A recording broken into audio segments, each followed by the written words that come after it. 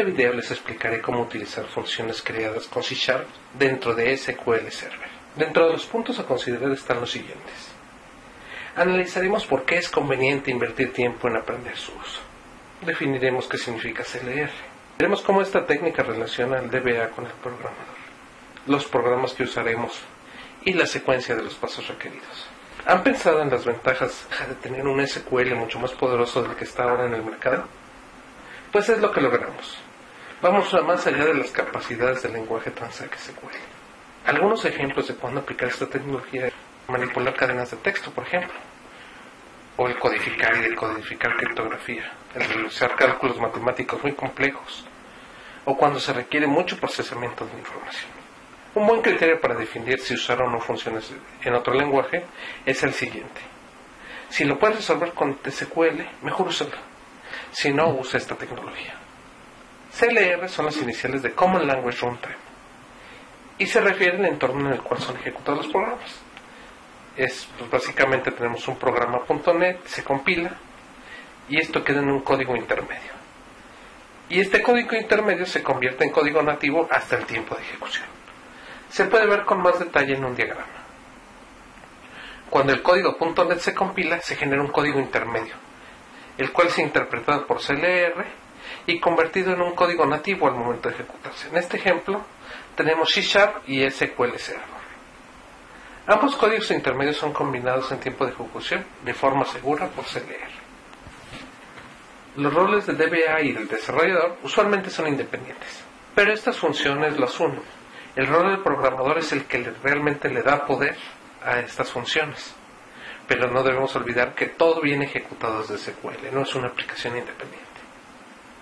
Para este ejemplo necesitaremos la versión Express de SQL Server 2008 R2. Una base de datos, se puede descargar una como AdventureWorks, que es de las de demo de Microsoft, pero realmente se puede usar cualquiera para este ejemplo. Por último, Visual Studio 2010. Es importante que sea la versión profesional, ya que esta versión incluye el soporte para bases de datos y las plantillas. En general, el proceso a seguir es el siguiente. Se describe cómo crear el proyecto teniendo cuidado en seleccionar .NET 3.5. Se activa CLR dentro de SQL Server. Usualmente empieza por estar deshabilitado. Se ve cómo hacer un simulacro para hacer pruebas en Visual Studio.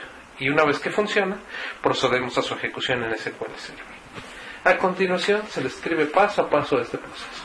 Ingresamos a Visual Studio y creamos un nuevo proyecto, dando clic en Archivo, Nuevo Proyecto. Comenzamos por seleccionar la plantilla de SQL de todos los proyectos, aquí al lado izquierdo de la pantalla. Luego seleccionaremos el framework. Usualmente viene el 4, pero necesitamos que sea el 3.5. porque el 4.1 está soportado. Si no lo elijo en este momento y recibo un error, lo puedo asignar posteriormente en las propiedades del proyecto. Enseguida nos aseguraremos de seleccionar C#. En este punto también tenemos la opción de seleccionar Visual Basic si fuera la opción que quisiéramos. Y finalmente le asignamos un nombre al proyecto.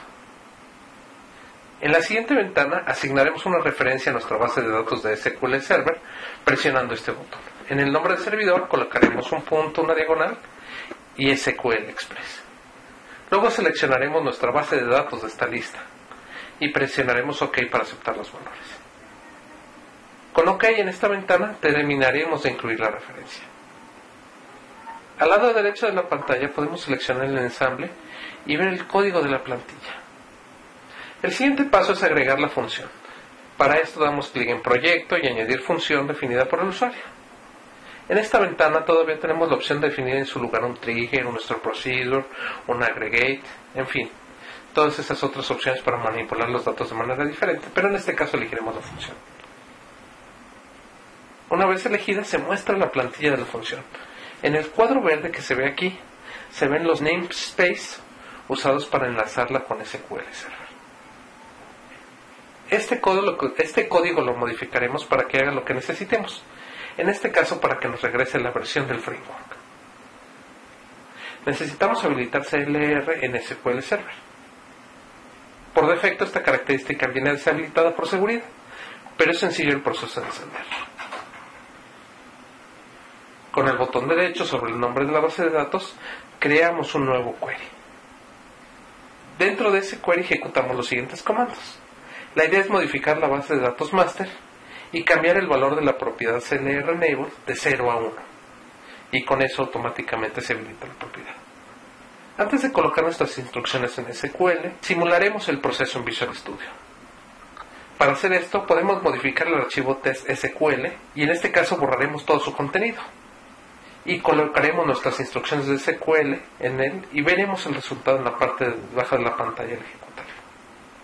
Una vez comprobado que funciona, finalmente copiaremos esta misma línea de código dentro de SQL Server. Y el último paso ya sería ejecutar esta línea de código. Y con esto se completaría todo el proceso. Pues con esto terminaría el video. Solo me resta agradecerle su atención.